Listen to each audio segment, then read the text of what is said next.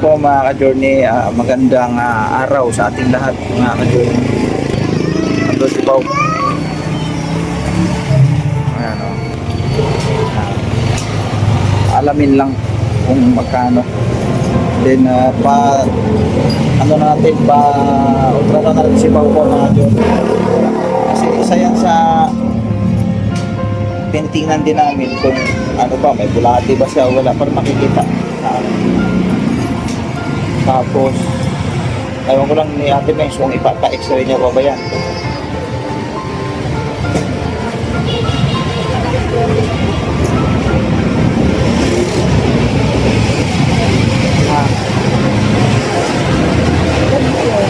Magkano?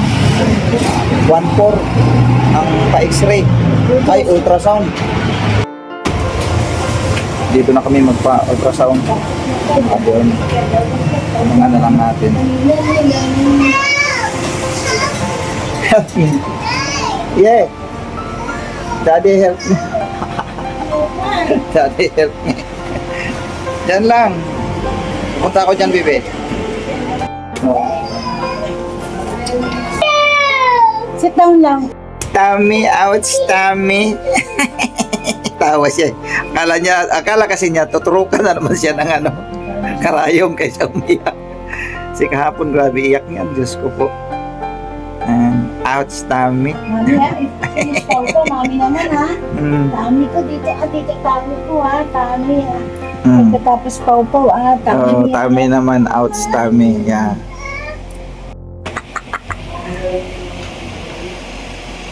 Yeah.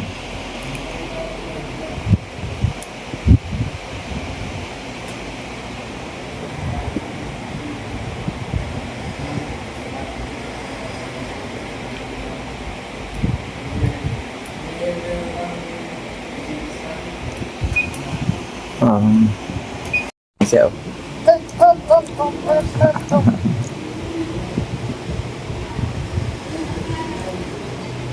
Abi, nantok mo sa sarap. Nantok na siya. Higa na siya, kaya nantok na.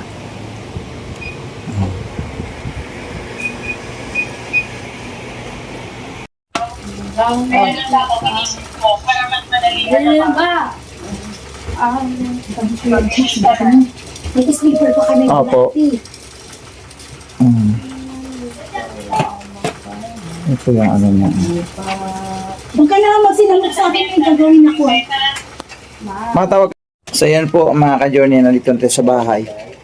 So natiningnan ko na yung yung resulta ng kanyang tag nito, ultrasound mga ka-journey. So ito po. Ayan. Ang pinaka niya yung kumbaga yung result, ito basahin ko. Normal ultrasound of the liver, biliary tree, gallbladder, pancreas, spleen, kidneys, and urinary bladder. So ibig sabihin normal po lahat yan mga ka-journey. So ibig sabihin wala siyang at yun din binanggit sa amin kanina, wala naman daw problema kasi nung habang in-ultrasound si Pau Pau, nandun kami nakatingin at binanggit naman sa amin na wala naman daw problema. Ibig sabihin okay, walang problema sa kanya. So ayun, eto ko pakita ko sa inyo. Ayan po. Ayan po yung result niyan. Ayan po mga journey. Ayan. So wala po siyang problema sa sa tiyan. Po.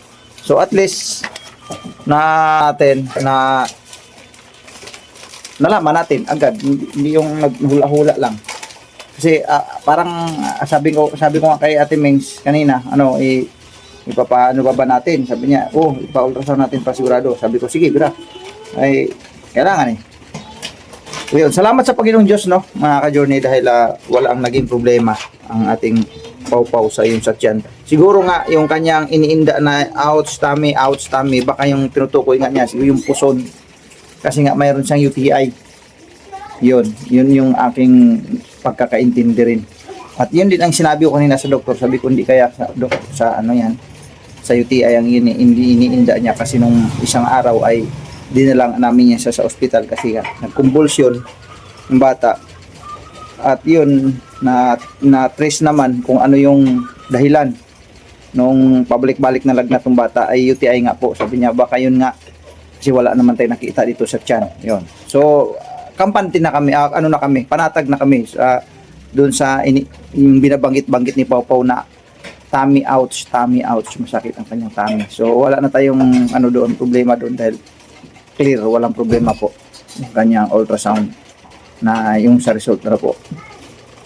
Ayos. Salamat sa Panginoong Diyos talaga. Ano po? Yan si Ate Mings ay magluluto. Naghugas pala ng plato. Akala ko nagluluto. Mayroon na akong sinaing dyan, ma. Magpapasalamat ako kayo. Magluto ka ng gulay. Ano po mga ka-journey, pasensya na kayo, mainit at panahon kayo ganito. Grabe init talaga. Magpapasalamat po pala ako kay Mother Susan. Ayan, Mother of the Earth, thank you very much po sa pinaabot niyong tulong pagmamahal para kay Pau Pau at kay Tita ng Norway. Thank you very much sa kanyang Yes po. pinaabot ng panggatas ni Pau Pau at kay Tita ng Australia. Ayan, thank you very much din po. At kay Tita ay si Ma'am Jo at saka si Dayayen. Thank you very much from Jane ng Middle East. Maraming salamat po sa pagmamahal niyo po sa aming pamilya. Ayan, pasensya na kayo at kayo ay nagulantang sa aking mga pangyayaring hindi karapat-dapat mangyari. Ayan. Thank you very much po. Ang karapat dapat niya mag-inom ka ng gamot. Mamagangay mo ka mga ka-journey. Oh, at least wala na tayong wala tayong problema doon sa kay Pau Pau at gamot na lang ang lagi nating iano doon. Tapos At gamot ko rin. gamot ni kaming Mings, ayun. Nakakasipa, Obligado pero- na talagang pero may marami pa tayong kulang diyan bibilhin sa iyo ha. Kala mo, ilan pa lang yung nabili ko. O bibilhin pa natin 'yan. Kasi ngayon may bukas sa Mercury, magdadagdag kami. Kasi yung gamot niya, mga ilang araw lang yan, 8 piraso lang yan nabili ko eh. Yung malaking yung malaking kapsula ma. Ginagamit ko yan. Oo, ngayon, bibili pa kami uli. Mamaya na si medyo hapon-hapon, no? Kasi grabe init mga ka-journey, sobrang init. Bakit nag-help na naman? Ang Alam niyo ba, naramdaman mga ko ka-journey, ganito. Si Pau Pau, ultrasound pala. Ang sabi niya sa daddy niya, nagulat yung Ano ba to? ultrasound. Sabi ng, Oh, ilang taon na siya? Sabi sa'yo? 2 taon. 2 taon, sabi ng doktor. Pero ang galing daw niyang magsalita. Ang Kasi ganyan. sabi niya, "Oh, Daddy, help me, please!" Kala niya i-injection na naman. "Daddy, help me, please!" Sabi niya. Tapos natuwa siya nung nandun na siya sa loob kasi yung tiyan niya pala Pinahiga. nakikiliti. Nakikiliti kasi nilalagyan ng parang Malagkit. malagkit na Gel ayan, ba yun? Gel. gel oh. Ayan, tapos ginaganyan-ganyan lang. Di natuwa naman siya kasi nakahiga. Ay pati ako gusto niya pahigain doon sa tabi niya kay akala niya injection na naman siya. Daddy, help me please. Tuwang-tuwa yung doktor eh. Grabe itong batang ito no, 2 years old lang ang husay magsalita. Sabi ko, oo nga po eh, ang galing Ang niya. kubo namin may bubong na. Ayun, update na to, update na naman. Yes, ang kubo namin may bubong na. Yeah. Kinabit na po yung bubong mga ka-journey. Ayan na. So maraming salamat din kay Ma'am G ng USA kasi talagang sabi nga niya kailangan na talagang mabili yun. Sabi nga niya kung bahala si Yero at bibili. Tsaka yung Yero na ni-request niya, yun talaga binili namin. Maraming salamat po Ma'am G ng USA. Ayun, ikinabit na yung Yero na long span. Ano po, yun ang parang tingin ko nga sa bahay mga ka-journey, hindi kubo eh. Ayan na, ikinabit na po. Ikinabit na yung Yero. So, yun, mga ka-journey. Salamat. Sabi ko parang ang bahay natin, hindi man kubo. Parang bahay talaga eh. Hindi. Bahay namin, maliit lamang. Kasi ang kuwan lang naman doon, ang kawayan lang naman doon, yung sahig. Sahig lang. Ang sarap ng doon, sahig doon kasi kawayan, malamig yun. Tapos, Pero ang lapat kasi kahoy at saka mga plywood. Plywood ang aming ginawang dingding muna kasi malatin din tayo ng. Pero ang balak namin doon sa loob, kailangan yun tawag ceiling, kisame, malagyan ng kisame kay grabe init yun. Pag hindi mo malagyan ng kisame yun, malagyan ng kisame din yun. Pero yun nga, pautay-utay lang naman namin gagawin niya. Tsaka wall, double wall ang dating baga. May double wall hanggat bari. Pero sa ngayon, hindi muna. Basta ang importante sa amin ngayon mga ka-journey ay makalipat kami sa madaling panahon. Kung sabi ko nga, kung hindi lang sana nagkaroon ng problema, aberya to kay Ate Mings, dapat yung araw na to pupunta sana kami ni Makmak. Gusto nga sumama ni Dudong.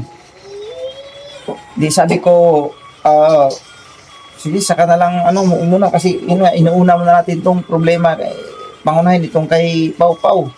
So ngayon, Lunes, hindi kami nakaalis, dito lang kami, tinututukan mo namin si Pau Pau dahil nga dito sa ultrasound, kailangan namin matrabaho.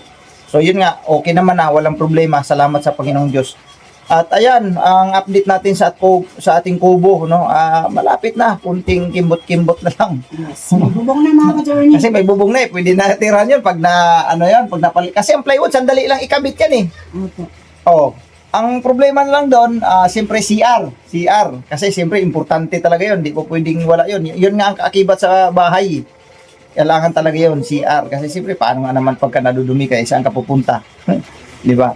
So, yun, yung CR, madali na lang din yung halimbawa, kahit di man ganun kalaki siguro, yung maliit lang na butas, yung saktuhan lang. Po. May kawayan na po siya kalahati. Yung sahig. Tingin. May kawayan na, Kalahati po. May kalahati na, may kabit na. Tapos yung bubong Yung nakabit na. bubong nakabit na. Ayan ang ganda ha? Hindi matatawag na kubo ang dati. Hindi po matatawag na drawing po mga ka-journey. Ayan mga ka-John, hindi talaga drawing yan ha, talaga. Opo, ayan na. Hindi drawing yan. Hindi yan sinabing magtatayo ako dyan. Welcome po sa bahay namin kung gusto niyo pong pumunta. Mayroon nga gusto pumunta yung mga sponsors natin na iba, pag makauwi daw sila ng Pilipinas, ay gusto Ang saya. nilang masilip. Magbubudol fight po tayo. Magbubudol fight kami dyan. Pagka Ito. malapit na, kunting kimbot na lang. Ayan na ang bahay na. May pagulong-gulong tayo dito ng dalawa sigurado. Mga ka-Journey, may pa yan, may sit back pa. Ano tawag yan dito sa kabilang side naman. Kusina po. Kasi ang kuan yan, tika lang, ilagay ko lang tong kuan camera. Ang forma kasi ng bahay na yan, ganon ba, nakaganon. Mayroon diyang dugtong pa rin sa kabila. Yun yung tinatawag na yung espasyo o tiris, baga, ganon. Tapos, ang sabi nga ni Kuya Mando, ay sisimintuhin yun. Magli-layout doon ng mga 3 hollow block, patong. Li-layout, tas tambakan. Tapos, kung natambakan, doon sisimintuhan. Pagka nasimintuhan yun ngayon ang magsisilbing parang pagbaba mo ng bahay mo, pagbaba mo siya, parang may isang hagdan pa ba, ganyan. Ayun, doon ka tambay-tambay. Ayan, tapos may nakapalibot doon na maaring pwedeng kawayan ang ilagay doon, ganun parang gandang tingnan, tapos lagyan ng design din sa taas. Tapos may bubong din yun, siyempre, ganun, nakaganon. Parang nagkaganon din ang forma nun. Dulugtong siya sa kabila.